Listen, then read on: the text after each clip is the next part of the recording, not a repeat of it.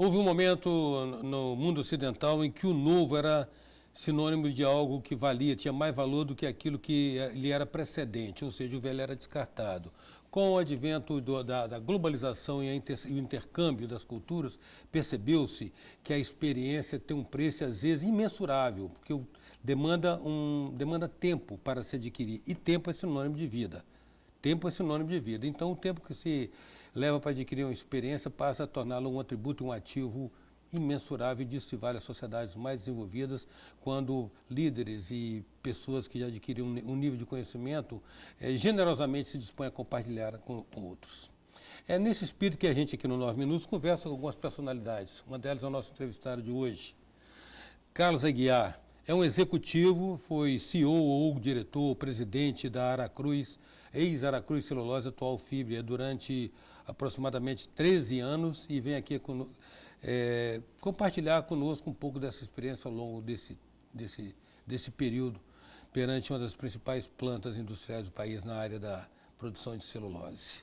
O senhor é comumente citado, doutor Carlos, como uma referência de CEO de organização a partir dos resultados colhidos ao tempo de sua passagem pela ex-Aracruz, atual Fibria. Hoje, a que atividades o senhor está se dedicando?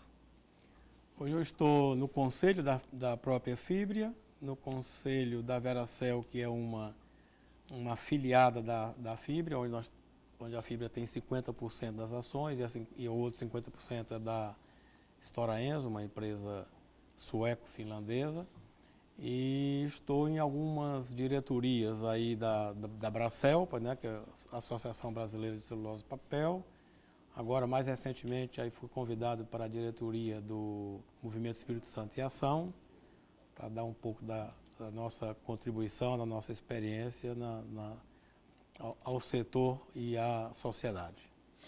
O senhor teve, antes de assumir a presidência da Aracruz, em 1998, o senhor exercer antes a vice-presidência e, mais antes ainda, a diretoria industrial da empresa. Na verdade, eu entrei na Aracruz em 81 como um engenheiro de processo, depois fui a gerente de produção, gerente geral, diretor industrial, vice-presidente e, finalmente, presidência. Eu acho que eu passei por todas as etapas, por todos os degraus, e quando eu cheguei à presidência, tinha já uma experiência bastante interessante, tanto da parte industrial, quanto dirigir pessoas, que talvez seja a parte mais complexa e mais nobre da função de um líder. E essa vivência, passando por todas as posições, foi fundamental para o sucesso. Foi quando a gente dobrou a capacidade da empresa, o tamanho da empresa, de 98 até 2008. A empresa, tanto no mercado acionário quanto na produção, ela dobrou de tamanho.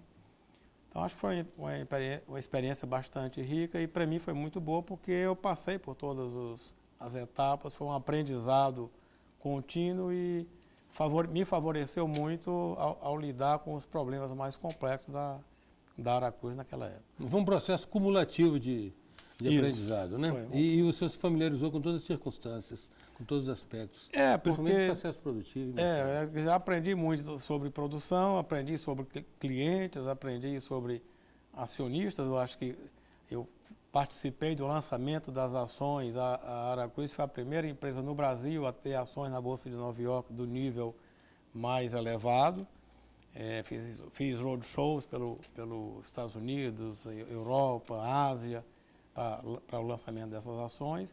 Aprendi a lidar com questões sociais, como a questão dos índios, questão de vizinhanças no entorno da empresa, invasões e sindicatos, enfim, foi um aprendizado bastante importante que, numa empresa moderna, hoje, isso é fundamental, que a média e a alta gerência tenha experiência sobre esses assuntos, não apenas um assunto focado técnico, que vamos dizer que é a especialidade dele. Para além da complexidade do mercado, naturalmente, mais ainda a natureza humana, né? Eu acho que o mais complexo em qualquer organização é a natureza humana, né? Ou seja, eu costumo dizer que o pessoal está muito feliz com o salário dele, até o dia que ele descobre que o vizinho dele está ganhando R$100 a mais do que ele ganha e está mais ou menos na mesma função. E aí passa a ter uma infelicidade muito grande. Então, você tem que saber lidar com isso, que apesar da maturidade, da experiência, da instrução, da educação, o ser humano é vaidoso, o ser humano é competitivo, o ser humano, vamos dizer, quer estar na frente, quer ser reconhecido. E se os chefes os líderes não souberem lidar com isso, vamos dizer, não terão um ambiente motivado, terão pessoas que por qualquer coisa ficam infelizes e a desmotivação, a infelicidade gera baixa produtividade no trabalho. Por isso que um filósofo existencialista francês disse, eu acho, que o inferno são os outros. Bom, números não expressam todas as circunstâncias, mas dão uma ordem de grandeza. Entre a Aracruz, que o Carlos Aguiar assumiu como presidente executivo, e a Fibria, que o Carlos Aguiar deixou, como é que foi essa transição de números? Por exemplo, produção, capacidade instalada de produção. A produção da Aracruz, quando eu entrei, era em torno de 1 milhão de toneladas, e já isso em 98, e em 2008 nós já estávamos com 3 milhões e 200 mil, e agora a Fibria já produz 5 milhões e 200. Essa ida de 1 milhão para 3 milhões foi via crescimento orgânico, via aquisição. Construímos Veracel, adquirimos a Riocel lá no sul do país. E a ida para 5 milhões já foi aí a fusão entre a Aracruz e a VCP, que era do Grupo Votorantim. E essa fusão fez com que a gente formasse aí a maior empresa de celulose do mundo. A Aracruz era grande, essa aqui é maior, mas ainda não somos uma empresa, vamos dizer, com escala mundial. Ainda precisamos crescer mais um pouco para... Eu diria o seguinte, a meta da Fibria é chegar aí a 10 milhões de toneladas em torno aí de 2022, 2025. Que está proximamente do que seria o consumo, pelo menos de papel hoje no Brasil, né? Eu acho que a gente tem que acompanhar o crescimento da demanda no mundo. A China está demandando muito papel, vamos dizer, a China cresce 8, 10% ao ano na economia, mas no consumo de papel cresce 10, 11, 12% ao ano. Eles saíram do consumo muito baixo, de 10 quilos de papel por pessoa por ano, agora estão na faixa dos 65, o Brasil tem 42. Evidentemente que 65 em cima de uma população de 1,5 bilhão é muito consumo.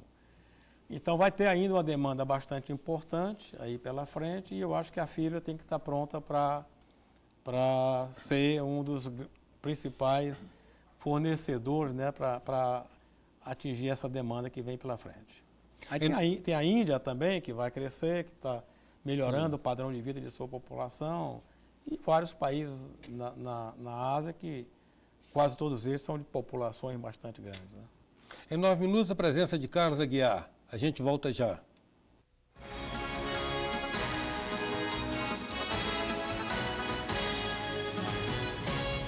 Voltamos com 9 minutos, que traz a presença hoje de Carlos Aguiar.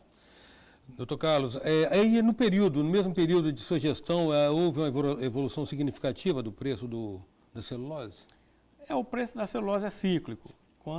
Eu lembro que quando nós pegamos lá em 98, o preço estava baixo, em torno aí de uns $550 por tonelada, depois ele deu uma subida, depois caiu, agora ele está mais ou menos na faixa de 800, já teve até 860. Ele é um pouco em função do crescimento dos países, né? Em função dos PIBs, né? Então, é claro que também em função da oferta e demanda, né? Então, eu imagino que, por exemplo, em 2013, 2014, deverá haver uma queda nos preços, em função de quê? De que no Brasil tem 2 projetos de fábricas de celulose novos aí, vai aumentar a oferta aqui, tem 2 projetos no Brasil e tem um no Uruguai. 3 projetos saindo basicamente em 1 ano e meio, 2 anos, vai dar uma super oferta e vai afetar o preço, sem dúvida alguma. Depois equilibra novamente. Agora, de qualquer maneira, ao longo da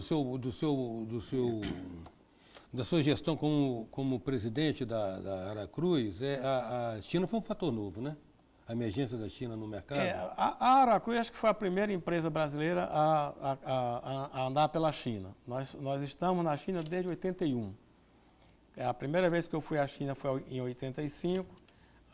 As pessoas ainda usavam um uniforme azul do Mao, do Mao Tse Tung. Os automóveis eram muito escassos e quando tinham eram aqueles Santanas brasileiros. A grande maioria era bicicleta, motocicleta e tal. E hoje a China é a China dos Mercedes, dos Rolls Royce, das Ferraris e, vamos dizer, mudou completamente de lá para cá. O fator China se dá, assim, de uma forma bem dramática, se dá de 10 anos para cá. Ou seja, ali é que eles, que em função do crescimento de 8%, 10% ao ano que eles tiveram aí nos últimos 30 anos, o papel chega quando a renda per capita já tá bem mais alta. E hoje a China tem uns 300 milhões de habitantes que tem uma renda per capita de país já desenvolvido, né? Quer dizer, então, esse povo consome bastante papel, mas ainda é muito pouco comparado com o tamanho da população. Então, o fator vai continuar crescendo. Você mencionou o índice brasileiro, a média de 42 quilos pessoa ano. O consumo de papel é indicador é um indicador do desenvolvimento da sociedade. Né? Porque o papel, por exemplo, você usa... O papel não é só esse de imprimir e escrever, para escrever, não é só o papel jornal. Tem os papéis de embalagem. Então, se você imaginar, por exemplo, você vai numa loja que faz sanduíche no interior do estado ou no interior do Nordeste, ela te entrega o sanduíche com a mão e vem, quando muito, embrulhado num papel de embrulho ali, um papel muito simples. Você vai comprar no McDonald's, ele já vem numa caixa, tem o sanduíche vem todo embrulhado, já te dá um calhamaço assim de papel, de lenços de papel. Então, é um pouco da questão sanitária que está por trás disso. Você vê que hoje o suco de laranja, você não compra a laranja para espremer, você já compra a laranja em caixa de papel.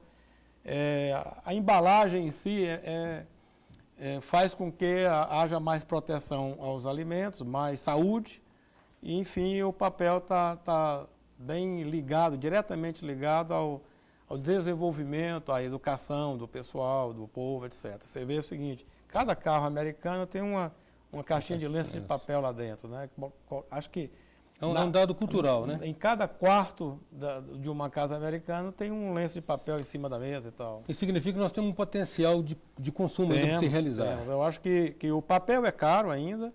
Você vê, por exemplo, quem tinha uma resma de papel em casa, com o advento do computador, nós temos. Exato. Tá certo? Quer dizer, você passou a ter uma resma de papel, você comprava lá 3 folhas de papéis, 4, etc.